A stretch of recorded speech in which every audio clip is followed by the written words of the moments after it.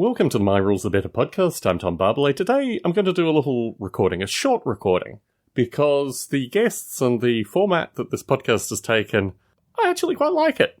You know, maybe on the box of cereal as you originally bought it, it would have said something different, but this podcast seems to be capturing a lot of interesting elements, which I don't really have a problem putting out in podcast form. So for folks listening in wondering where the rules are, I'm going to devote this recording to an idea that I've been having.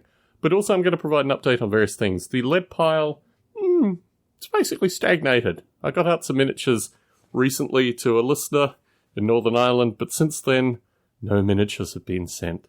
And associated with the painting of miniatures, there's also been a bit of a stagnation with that as well.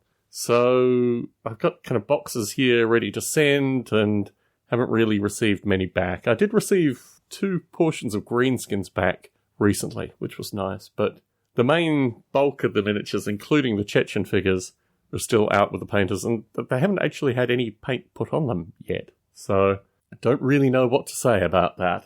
For today's recording, I'm going to be talking about cards, because I feel that the podcast has kind of lacked a discussion of cards, and it's something that obviously from recent guests people are interested in. Now, obviously, with my background, don't have a lot of card game close to me, so I thought, well, let me experiment with writing a card game rules system. Pack of playing cards divided by colour suits, and, well, just colours, not suits specifically, so 26 cards a player. And the introduction has a number of possibilities. There's the possibility that each player randomly selects 6 cards from the other player, as a means of breaking up the potential and changing the strategies a little bit. But once they have their cards selected, it's a facing against one another. The play is, how would one describe it? Interstitial, I think is the way. So the first player plays a card, the second player plays a card against it, the second player plays a card, the first player plays a card against that. I did it at 8 card spreads initially, just because that seemed to be an easy way of resolving the combat. Once the cards are facing each other, 2 through to 10 is the number, and Jack through to Ace is 11, 12, 13, 14, respectively. Now, the rules that I have initially, I'll give the rules that I have initially, and I'll give one description against these rules as well. The rules are for numbered cards, i.e. not face cards, including the Ace. You roll 2d6, and you add it to the card value. For the face cards, including the Ace, you roll 1d6 and add it to the card's value. And then the person with the higher result gets to keep their card in play, whereas the other card is discarded in a card pile, which I divided by colour suits just to make it easier. So once that has gone through the line a few times, you end up with a situation where typically only the higher cards will be being held. Now, a variation of this, which I am considering strongly, is that the Ace actually doesn't roll a dice at all. The Ace just represents 14. And that is a very interesting playstyle because it means the Ace can be a wild card in certain circumstances, but also that it doesn't have the highest possible value in the deck. So this is an interesting game to even play against oneself. In fact, I've done most of the playtesting playing against myself, which is what I advocate for in playtesting. And it's quite an interesting game as it plays out. I'm not going to talk at all about strategy here, but I think there are certain strategies, particularly around 8, 9, 10, the cards 8, 9, 10, which I will just put out there for folks interested and listening in. But I play this typically for, maybe 5 or 6 games an evening to see the various rules play out. And it seems to play quite reasonably. I'm not clear how it would play against an opponent. I'm not clear if the strategies that the opponent will pick up versus the strategies that, the player, the non-opponent player, I guess they're both opponents in some regard. In any case, the strategies associated with this game, I think, make it particularly interesting. And at the end, if you just have one card left versus, a multiple set of cards in the opponent's, your one card is played against the opponent's cards, continuing on until the person has no cards left. I think it's an interesting game. It certainly is a card game with strategy elements in it. I don't have a name for it yet. I probably should give it a name, shouldn't I? I don't. Why don't we call it My Rules Are Better Card Game 1? That's very original. It's like I'm some kind of tank manufacturer or something. Anyway, so my rules are better card game 1 plays out as follows. So 2 people opposing one another. Could be interesting actually in 4 players as well, but let's just say 2 people opposing one another. 1 with all the red cards, 1 with all the black cards. And playing the cards out initially, so you see in 8 hands 4 each. 4 each with them starting, but you could probably do 4 in a row and then 4 in a row, but I think I go, you go element actually works quite well. So that is a game that I want to put out there, and for the folks who, for the father, son, daughter, mother, son, daughter teams, try it out. See what happens. Playing cards are pretty universal. Dice are pretty universal. So you probably have the 2 required things to participate. And if you have any questions about the rules, I appreciate. So anyway, let me describe the rules again, just in case you haven't got initially.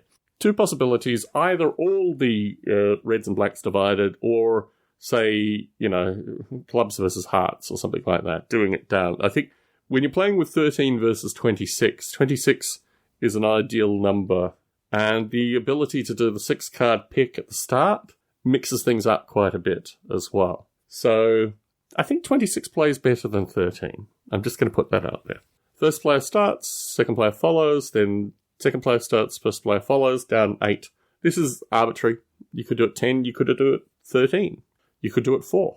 I started initially with 4. This is kind of slow with 4. The actual mechanic of putting the cards down, you want to get that done as quickly as possible and then do the roll-offs. And the roll-offs, you've got to obviously have the math in your head, but it gets pretty easy after a certain period of time.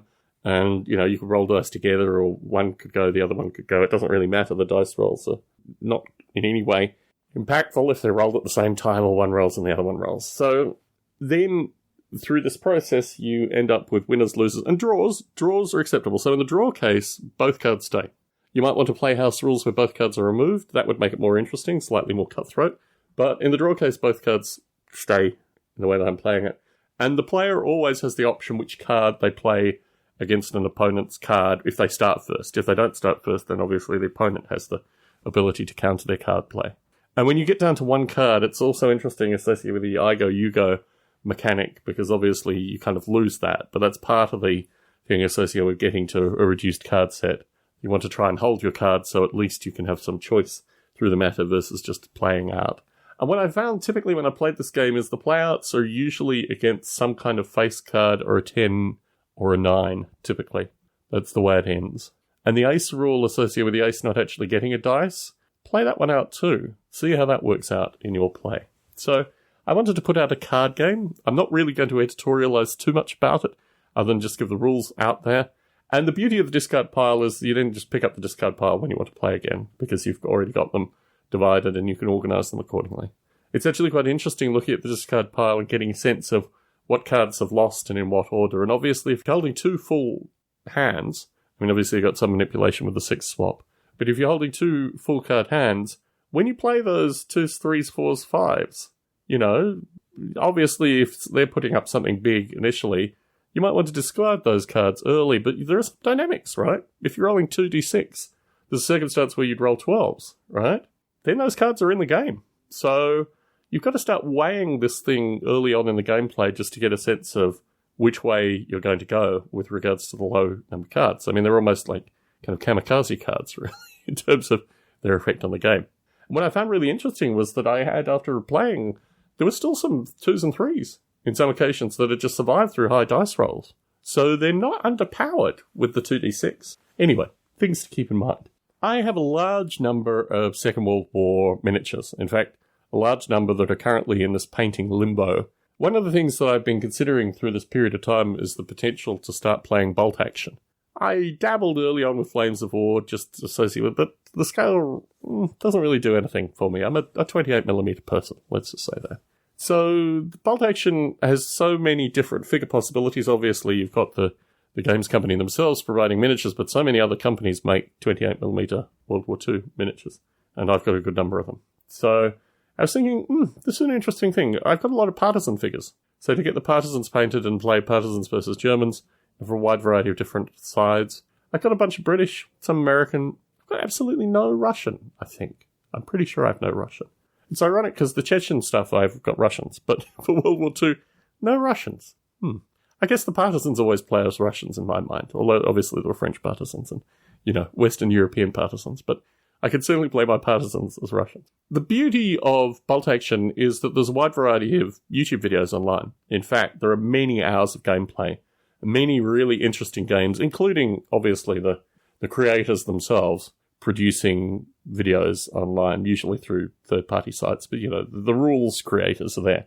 But yeah, it's interesting to me to think that they've really worked against a lot of the discussion that I had recently with Barney and, to a lesser extent have talked about in this podcast, associated with the Warhammer I-Go-You-Go mechanic. You select dice at random from a sack in order to determine unit by unit which unit goes. And I think that dynamic is very interesting in terms of how it impacts the gameplay. And also, it's a circumstance where I don't think it's a historical simulation. I think the elements of the Second World War that really fascinate me is the role of veteran soldiers and the role of green soldiers kind of coming together. Veteran soldiers, by the end of the war, many of them had, 5+ years worth of experience. And how does that actually correlate to a war game? The overwhelming numbers that were involved in terms of kind of coming in from both sides towards the end with the German forces can't be really accurately represented in these war games. The nature of the extreme loss and the effect of the psychology. You see, a veteran soldier is viewed in most wargaming scenarios as being a hardened soldier that actually fights better. But a lot of the accounts that I'm reading of these veteran soldiers is by the last 2 years of the war, they were completely burnt out. It was, in fact, the antithesis that they had moved beyond standard shell shock into an environment, and starvation as well obviously played a factor, where their psychologies can't be accurately represented in a standard linear gameplay. And what I see in these games is, particularly with regards to the Germans, that if they're viewed as like the Germans and the Americans, basically off the boats together, fresh and ready to fight, those games play out far too often through Bolt Action.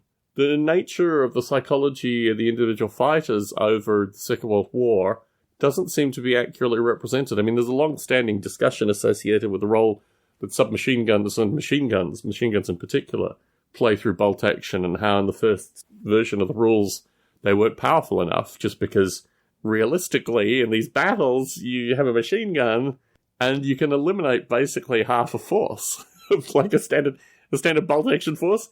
Basically, you'd lose half of it. You'd be down to the armor and a few lucky stragglers against a machine gun. I mean, that's the way they operated in real terms. So having a war game where the machine gun is operating like that, not particularly fun. Right? Game over. And one machine gun pops up and, devastates your entire force. So it's interesting seeing these games as being not even realistic simulations, just actually something where there's an element of fun which is separate from the nature of the conflict. And also I find, because I'm reading a lot currently, when I'm saying I'm reading a lot, I'm consuming audiobooks from predominantly German soldiers' experience, particularly on the Eastern Front, but also on both sides, the pincer movement that occurred as 1944, 1945, what happened there. And it's interesting, actually, when you hear accounts of being overrun by tanks and just the experience of what it's like to see, your comrades getting squished, basically, in front of you. And intentionally just really direct, kind of tit-for-tat combat, which is not really represented at all. I mean, Saving Private Ryan is a film that I now even wouldn't rate. It's interesting, I watched it about a week ago. I thought to myself, this is just a caricature. I mean, it's true the Americans, through that main battle sequence, are up against a SS regiment, and the SS were particularly heavily represented towards the end of the war because they were the ones that were there. Other participants were moving back, but the SS was still thrown into this thing. But the caricature of the Germans in that film is very strange, and it really is a very curious account. I have a similar feeling with regards to Band of Brothers. Band of Brothers at least has a bit more humanity in it, but still, American war movies have always felt a little tarnished to me. In contrast to Das Boot, which I would recommend to anyone. I think Das Boot is probably the best Second World War film ever made. Downfall The Last 10 Days of Adolf Hitler, which is the Alec Innes as Hitler version. I thought the Alec Innes as Hitler version, Last 10 Days of Adolf Hitler, I think that's what it's called, is really interesting because it is satire in a really surreal setting. Downfall doesn't have some of the nuances that The Last 10 Days of Adolf Hitler has. The Last 10 Days got a thumbs up from Hugh Trevor Roper, who, I don't know, I find Hugh Trevor Roper just a fascinating character. I physically hold these books in front of me as I'm talking about it. I also have the Russian account, Bezemensky, perhaps? The Death of Adolf Hitler. These books contain bits of information that are not contained anywhere else. It's very strange. Neither of these books... Well, actually, one is represented in audio form. You can get the Hugh Trevor Roper Last Days of Adolf Hitler. But yeah, the film takes some liberties, which is actually really interesting. The account of the last few minutes of Hitler's life through the film, The Last 10 Days of Hitler, fascinating. And insights that aren't in the book, so I'm not sure whether this is the license part, but the account of Hitler is just going on these strange monologues for many hours. It seems to be historically accurate and not represented in any way in Downfall. Although Downfall is a contemporary film. Well, contemporary in the past 10 years, can't be sniffed at. But Despot, a good one, I think. There are lots of really interesting films coming out currently about the Second World War, slowly but surely. Interesting interpretations. The Captain, which is a really strange contemporary generation, almost a millennial account of the Second World War, I would recommend just purely as an indication of this is a new interpretation of the Second World War from Germans in Germany. There are a bunch of what I would call Eastern European accounts of the Second World War, 1944, a few other films that are interesting. I mean, certainly, look, Son of Saul, I think, is a brilliant film, but not specifically associated with the conflict, more associated with the Sonderkommandos, who were the concentration camp conscriptees, I guess you'd call them. So yeah, there are a bunch of interesting films within the Second World War genre, but I think the first-hand accounts, the first-hand narrative accounts, having them presented to me in contrast to watching these bolt-action games play out on YouTube, very strange juxtaposition of, you know, on one count hearing the human account of being overrun by tanks, and another count having two rather jovial, you know, Irish gentlemen moving these things together and rolling dice. One of the rare times that I've thought about the morality of this wargaming thing. Particularly, you know, I have one painter who has talked about the morality of this wargaming thing, but unfortunately he sent me a box of broken miniatures recently, which I sent back to him. So let's see, watch this space about whether he continues to be a painter of mine. Anyway, I think I've given you your money's worth today. For those of you with My Rules Are Better, if you want to participate, if you want to get involved, barbelay@gmail.com, Bravo Alpha Romeo, Bravo Alpha Lima Echo Tango. Please send me an email. As you've heard recently, Barney got in this very podcast. Listener, found the podcast, contacted me, appeared on the podcast. That is the blueprint. If you have stuff that you want to talk about, any ideas you want to put out there, if you want to criticize my first card game rules, or whatever we're going to call it, by all means do. But I like the opportunity to chat with people, and certainly the conversation with Barney was absolutely wonderful. My understanding is, perhaps, that Matthew Gibson will be getting back on this very podcast. He is currently travelling. He may be returning soon. Similarly, Chris Abbott has also, for work-related issues and other variety of things, I am going to talk to Chris at some stage associated with what I do with this Chechen thing. But as the figures remain in limbo, I've got other things to think about currently. Thank you very much for tuning into My Rules Are Better. Please, if you can spend a minute, review us on iTunes, if you can. Or alternatively, send a link to your friends. If you're on Twitter or other social media, let people know about what we're doing here, with the view that this will get more listeners and probably, hopefully, get more interesting content. Tom Barbalet in the San Francisco Bay Area, signing out.